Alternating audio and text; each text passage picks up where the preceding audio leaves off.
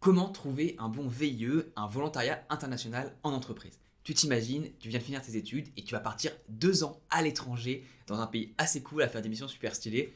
Ça envoie du rêve quand même. Bon, on va revenir aux bases. Il y a 3 étapes pour trouver un bon VIE. La première étape, c'est de vraiment comprendre ce que c'est qu'un VIE, quelles sont les options qui sont disponibles, qu'est-ce que les entreprises proposent, et surtout, quel est le meilleur VIE par rapport à ton profil. Ensuite, deuxième étape, ça va être d'éviter les pièges classiques des VIE, parce que tu n'as qu'un seul VIE possible, potentiel dans ta vie, donc il ne faut pas se planter. Notamment tout ce qui est argent, pays, durée du VIE, et aussi pour les étudiants, la possibilité de faire son VIE comme stage de fin d'études.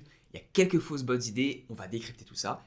Et troisième chose, pour trouver un bon VIE, qui contacter? Car postuler sur Business France, ça marche quasiment pas. Donc comment tu peux faire en travaillant un peu plus pour avoir 2-3 fois plus de résultats et avoir des chances d'avoir ces entretiens pour décrocher un VIE. Bref, cette vidéo, le but, c'est que ça soit le guide pour trouver ton VIE. Moi, c'est Thomas l'ingénieur et on est parti. Première étape, vraiment comprendre ce que c'est qu'un VIE, quelles sont les options qui s'offrent à toi et quel est le meilleur VIE dans ton cas. Un VIE, c'est quoi? C'est un contrat à l'étranger qui va durer de 6 mois à 2 ans. Tu as accès à plus de 100 pays différents et la rémunération sera selon le pays. En moyenne, c'est 2500 € et on va voir le détail tout à l'heure dans la partie 2 de cette vidéo. Ça envoie du rêve, mais pour pouvoir postuler, il faut quand même remplir quelques conditions. Il faut notamment que tu aies entre 18 et 28 ans, que tu sois français, que tu aies fait ta journée d'appel, ta JDC, et que tu aies un casier judiciaire vierge. En gros, tu es jeune et t'as pas trop fait de bêtises. Maintenant, imaginons que tu répondes à ces critères, est-ce que dans ton cas, ça vaut le coup? Et bien la réponse dans 99% des cas, c'est oui, c'est incroyable, et si tu peux le faire, je te recommande de faire un VIE. Mais par contre, attention, ça va être dur à obtenir. Donc pourquoi est-ce que c'est super stylé d'abord? C'est hyper stylé parce qu'en fait, tu peux commencer une carrière à l'international si tu le veux comme ça. Et même si tu ne veux pas faire une carrière à l'international, tu n'as aucun risque. Tu pars faire ton expérience entre 6 mois et 2 ans. Et ensuite, tu peux revenir en France, il n'y a aucun problème. Donc tu vas être payé directement en euros, puis tes billets d'avion seront pris en compte, tu vas être aidé à trouver un logement, les formalités administratives, tu auras un visa spécial dans le pays où tu vas. Bref, c'est hyper simple. Donc, super rentable, si tu peux faire un VIE, vas-y. Maintenant, on arrive à la nouvelle un peu moins bonne de la vidéo, mais je vais t'y aider dessus, c'est difficile d'avoir un VIE. Pourquoi? Parce qu'il y a pas mal de demandes, il y a beaucoup d'étudiants qui veulent les faire, il y a peu d'offres, mine de rien, il y en a quand même, Et tu peux d'ailleurs toutes les voir sur le site de Business France, que je te mets à l'écran, où tu as toutes les offres qui sont actuellement proposées. Mais on verra que, en fait, il y a certaines de ces offres qui sont déjà pourvues, donc c'est galère de savoir à quoi tu dois vraiment postuler, comment avoir une réponse quand tu as 100 candidats qui postulent en moins d'une journée. On verra tout ça dans la troisième partie de la vidéo. Mais commençons tout de suite par quelles sont les entreprises principales, les types d'entreprises qui proposent des VIE pour que tu puisses savoir lequel est fait pour toi. Il y a 3 types d'entreprises principales qui proposent des VIE. D'abord, tu as les grands groupes, type Bouygues, Total, EDF, etc., qui proposent des VIE dans le cadre de gros projets. Un exemple, moi je suis en Australie ici, et il y a eu la construction d'un grand tunnel de la largeur de Paris au nord de Sydney. Et bien pour ça, Bouygues était chargé de réaliser les travaux. Et donc, ils ont fait un programme de VIE où ils ont embauché plus de 20 VIE sur des fonctions différentes. Tu avais des ingénieurs, mais aussi des accountants, des gens dans l'école de commerce, des gens sur l'environnement. Bref, tu avais vraiment un panel de VIE différents. Et si tu contactais Bouygues à ce moment-là, tu avais de grandes chances de pouvoir au moins postuler, avoir des entretiens pour ces VIE. Donc première typologie, premier type d'entreprise, les grands groupes sur des grands projets. Deuxième type d'entreprise, tu vas avoir des entreprises de type petite à moyenne, voire des grandes, mais qui dans un pays donné n'ont pas beaucoup de personnes. Ils ont entre 10 et 50 personnes. Et là, ils ont un besoin qu'ils ne peuvent pas forcément répondre localement. Ils se disent, ah tiens, on a envie de prendre une personne qui va nous aider sur tel sujet spécifique. Par exemple, il y a une entreprise de panneaux solaires en Australie qui cherche tous les ans un ingénieur VIE qui va être spécialisé en énergie solaire et qui est un peu touche à tout, qui serait capable de se débrouiller pour faire des opérations de réparation. Et donc cette entreprise de moyenne taille va prendre un voire deux VIE localement dans l'entreprise. Et le troisième type d'entreprise qui va recruter, là c'est ce qu'on appelle le business development. C'est une entreprise qui n'a quasiment aucune activité dans le pays en question et qui va dire ah il y a quand même on peut faire du business là-bas. Bon viens on envoie quelqu'un. Et ils n'ont pas les moyens, en tout cas ils veulent pas mettre un trop gros coût, donc ils vont peut-être envoyer une personne de chez eux et ils vont prendre un VE en plus, soit tout seul, soit en fonction support, qui va aider et ils vont chercher en fait des contrats locaux. Et ça tu le vois notamment dans tout ce qui est spiritueux, il y en a eu pas mal en Australie à un moment donné, où une entreprise veut s'implanter en Australie, ils n'ont pas forcément l'expérience de la personne, donc ils disent bon, va là-bas, trouve-nous des contrats, tu représentes la marque et bon courage. Et à l'évidence, tu as 3 types d'entreprises qui en proposent, tu as 3 types de VIE et ça va vraiment correspondre à des types de personnalités différentes. Imaginons que tu aimes les grandes entreprises, ou en tout cas que tu aimes avoir des process, travailler sur des gros projets. Ça va être beaucoup plus simple d'être recruté pour un VIE dans un grand groupe qui va être sur un grand projet, alors que quand tu vas être en business development dans une toute petite entreprise où tu seras seul, voire avec une autre personne, là il faut avoir un profil beaucoup plus autonome, débrouillard, touche à tout, qui y va vraiment de l'avant, alors que tu peux être un peu plus en retrait si tu es dans un grand groupe. Donc c'est là où tu as trois types d'entreprises qui recrutent, tu as trois grands types de VIE, quel que soit le métier, et comprendre où tu te situes en termes de personnalité et surtout ce que tu aimerais faire va t'aider à choisir le bon VIE pour pas faire une erreur. Et avant de passer à la deuxième partie sur les erreurs, on va juste revenir à quel est le meilleur VIE potentiel pour toi. D'ailleurs, n'hésite pas à me le dire en commentaire s'il y a un VIE qui t'intéresse particulièrement ou si tu en as fait un. Moi, ça m'intéresse de voir un peu ce que vous dites et ce qui vous intéresse. Et donc, pour revenir sur quel est le meilleur VIE pour toi, il y a deux choses à considérer. On vient de parler du type d'entreprise et du domaine dans lequel tu es, mais il y a aussi le pays en question. Le pays, bien entendu, plus le pays va être exotique, plus il va être demandé, donc plus tu auras de concurrence. Et à l'inverse, certains autres pays qui sont, on va dire, exotiques mais dangereux, comme l'Afghanistan, l'Irak, le Yémen, moins il va y avoir de gens potentiellement intéressés, et donc plus tu auras aussi de chances. Donc c'est un équilibre à trouver. Plus tu vas chercher des pays, des destinations demandées, comme l'Australie, les États-Unis, le Mexique, plus tu vas devoir te battre avec d'autres personnes, enfin, figurativement parlant, plus tu vas avoir de candidats en compétition avec toi, et plus ça sera dur. Mais aussi, plus ça sera vendable ensuite sur ton CV et plus tu vas faire une expérience qui sera dépaysante. Bref, une fois que tu as choisi l'entreprise qui t'intéresse et le pays, je suis persuadé que tu peux y arriver, c'est pour ça qu'on fait cette vidéo. Maintenant, les pièges à éviter et ensuite qui contacter pour faire un tout petit peu plus d'efforts et avoir 2 fois plus de résultats. On commence avec les pièges à éviter parce que oui, il y en a. Lorsque tu arrives en VIE, il y a 4 pièges principaux à éviter. Première erreur à éviter, chercher uniquement et postuler uniquement sur Business France. Si tu vas sur le site, que tu regardes les offres qui t'intéressent et que tu postules et que tu ne fais rien d'autre, dans 99,9% des cas, tu vas pas avoir de retour, tu vas même pas avoir un entretien. Il y a plusieurs raisons à ça. Hein. Déjà, il y a pas mal d'offres, lorsqu'elles arrivent sur Business France, elles sont déjà pourvues, parce qu'en fait, c'est une obligation légale de mettre l'offre sur le site, donc des entreprises vont trouver un candidat parmi les candidats qu'elles connaissent, qu'elles veulent envoyer, et ensuite, elles vont mettre l'offre sur Business France, mais toi, tu n'as aucune chance.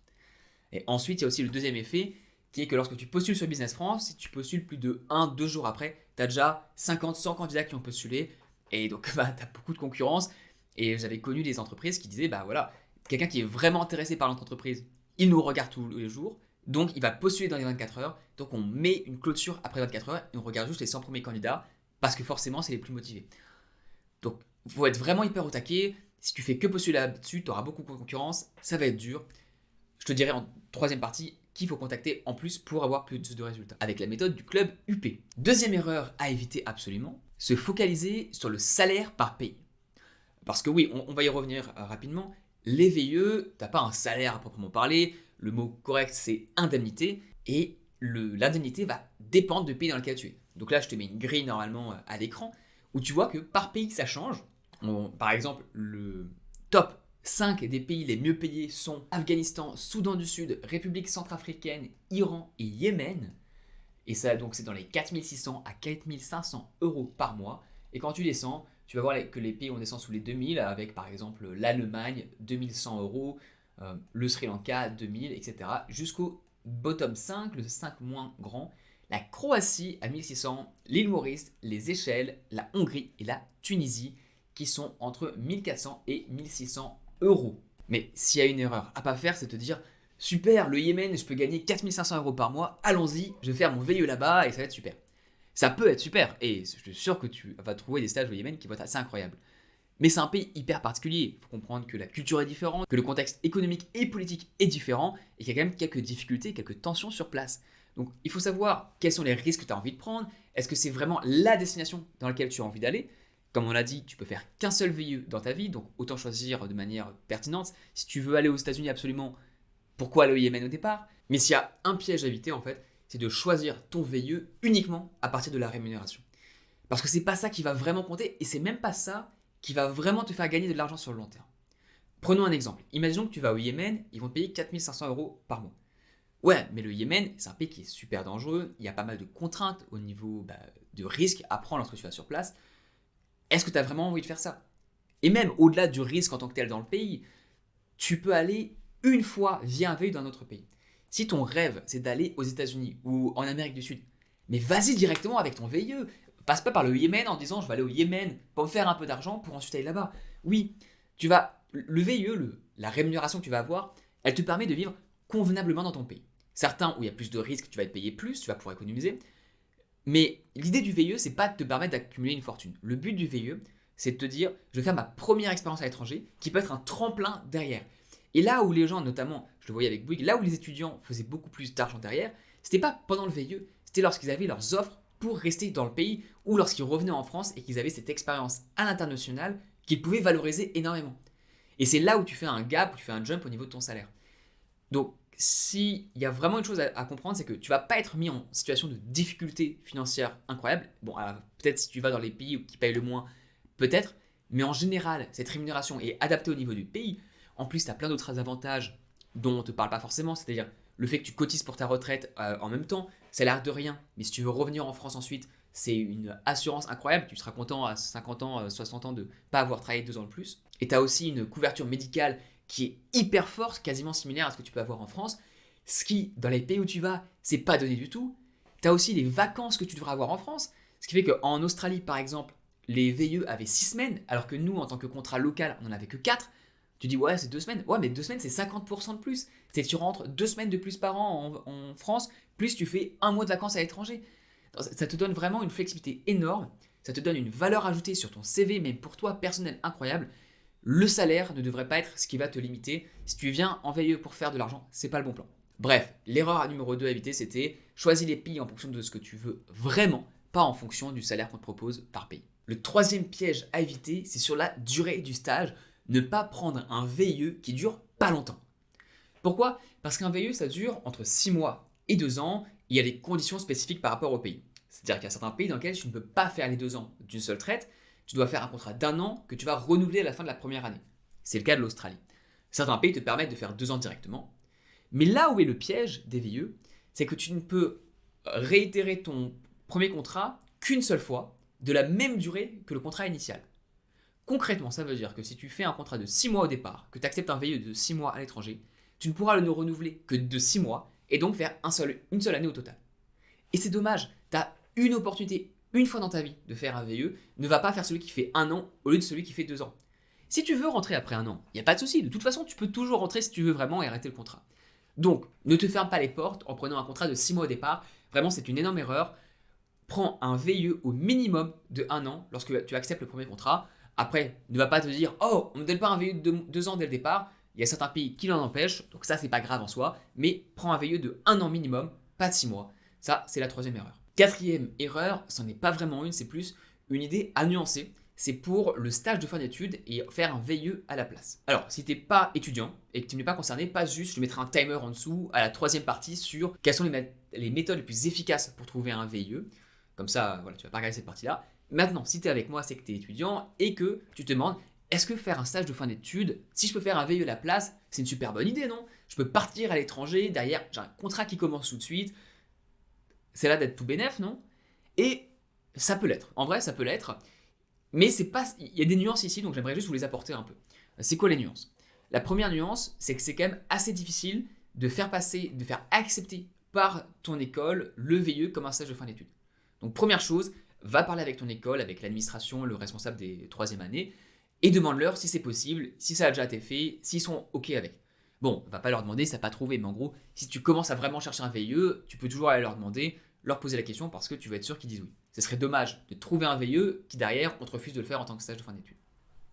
C'est rare, mais il faut le justifier. C'est un peu relou en termes de papier parce que c'est pas les papiers de l'école, c'est un autre contrat, donc bref, il y a pas mal de subtilités, il faut quand même faire l'effort.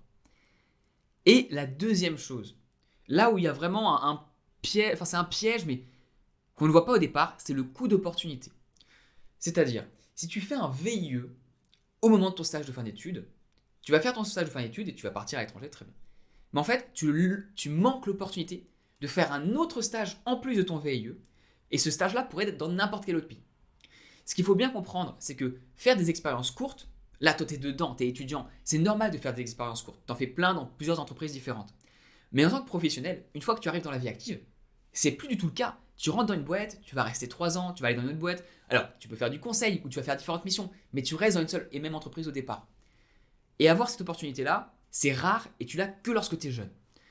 Donc, idéalement, moi, ce que je recommanderais à un jeune, ce serait pas de faire son VIE son stage de fin d'études en tant que VIE, mais de faire un stage de fin d'études et même de lui demander avec l'entreprise, envoyez-moi dans le pays, faire un stage de fin d'études à l'étranger et après, tu commences ton VIE. Comme ça, soit tu fais ça dans la même entreprise et tu vas gagner 6 mois de contrat potentiel à l'étranger sans avoir beaucoup de contraintes au niveau des visas, soit tu fais ton stage de fin d'études et tu vas ensuite dans une autre entreprise en VIE dans un autre pays potentiellement. Donc en gros, faire ton VIE en stage de fin d'études, tu réduis ton nombre d'opportunités potentielles.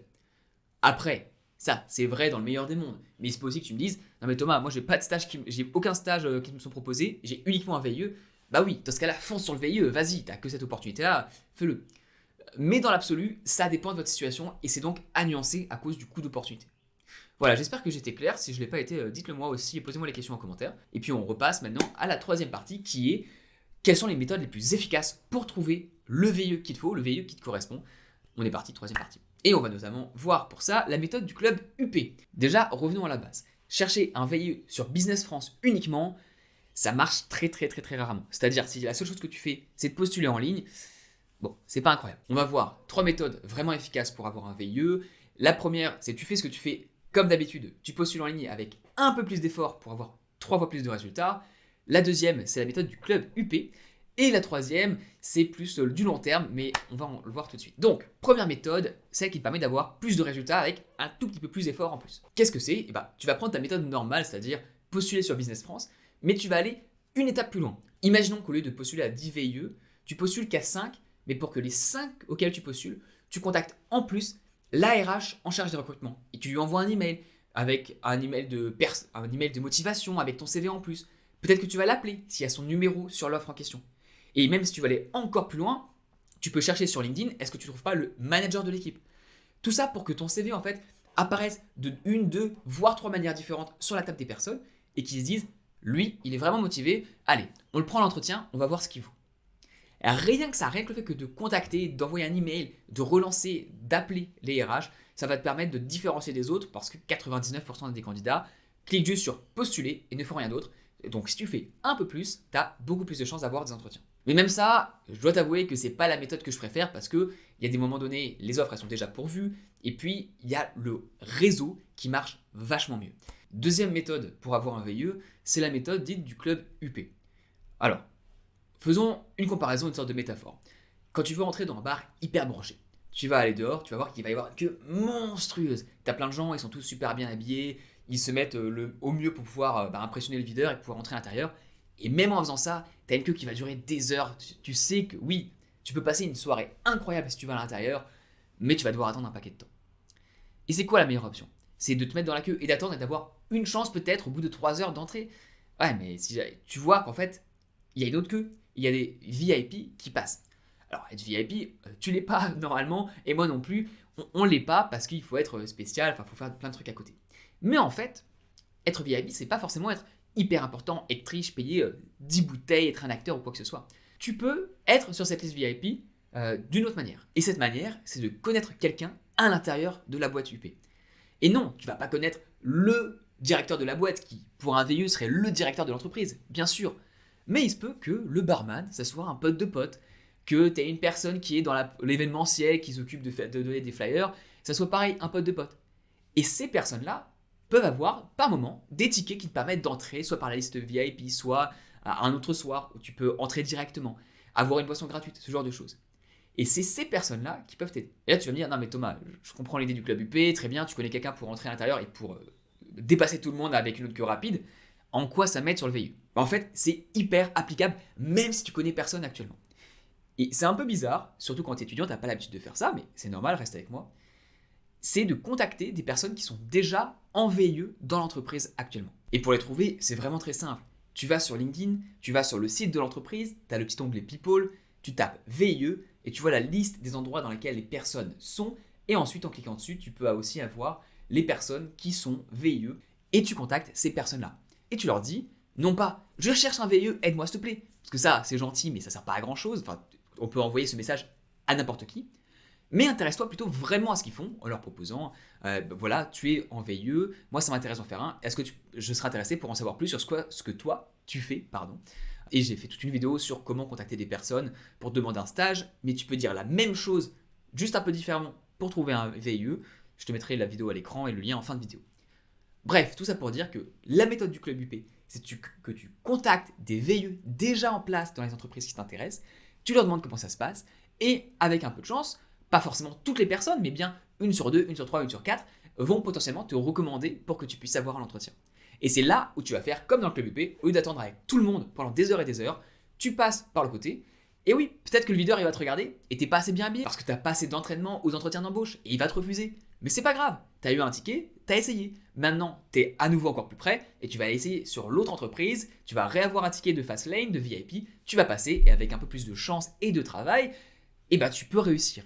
Bref, la méthode du Club UP peut marcher et elle est beaucoup plus efficace parce qu'il suffit de contacter 10-20 personnes pour potentiellement avoir 3-4 entretiens. Enfin, la dernière méthode, et elle s'adresse particulièrement aux étudiants qui sont déjà en stage ou aux ingénieurs et aux personnes qui ont déjà un travail. Et ça consiste à utiliser leur travail, actuellement en France par exemple, pour trouver un VIE. Alors, comment ça marche? Ça marche que l'entreprise dans laquelle tu es a potentiellement des besoins à l'étranger. Par exemple, imagine que tu travailles à Bouygues. Bouygues fait beaucoup de projets à l'étranger.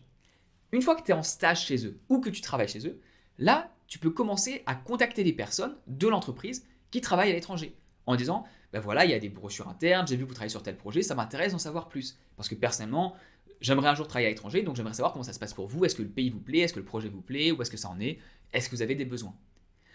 Et en posant ces questions, et sur plusieurs semaines, tu vas commencer à te faire un petit réseau à l'intérieur de l'entreprise. Et tu n'as pas besoin de les connaître avant. Tu peux les contacter juste parce qu'ils sont dans un pays en question. Et pour les trouver, pareil, un LinkedIn, tu contactes ou par la messagerie interne. Et en faisant ça, tu vas être au courant des besoins. Et une fois qu'il y a un besoin et que potentiellement tu vas commencer à parler avec la personne, le manager sur place, vous appréciez, comment est-ce que tu peux venir? Soit il y a une position locale, mais ça peut être beaucoup plus simple par moment pour l'entreprise d'envoyer quelqu'un directement sur le pays par un VIE. Et dans ce cas-là, les RH vont dire on veut t'envoyer là-bas, on te propose un VIE.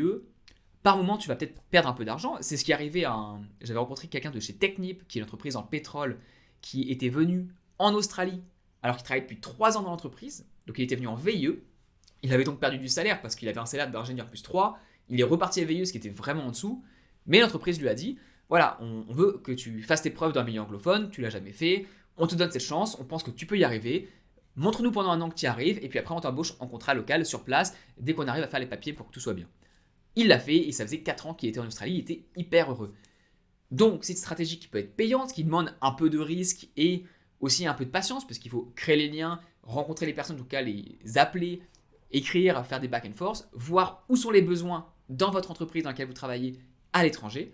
Mais c'est une méthode qui fait boule de neige. Une fois que tu as commencé à parler avec 2-3 personnes qui sont sur un projet qui t'intéresse, il est beaucoup plus facile d'être la personne qui va être retenue parce que tout simplement, tu n'as pas de concurrence. Bref, voilà pour comment trouver un bon VIE. Je suis sûr que tu peux y arriver. Bon courage à toi. Et si tu souhaites voir comment contacter des personnes que tu ne connais pas pour qu'ils puissent potentiellement t'aider, j'ai fait une vidéo sur comment contacter les personnes pour trouver un stage. C'est la même méthode pour les VIE, tu changes juste le contenu, la méthode reste la même. Bon courage à toi, à bientôt.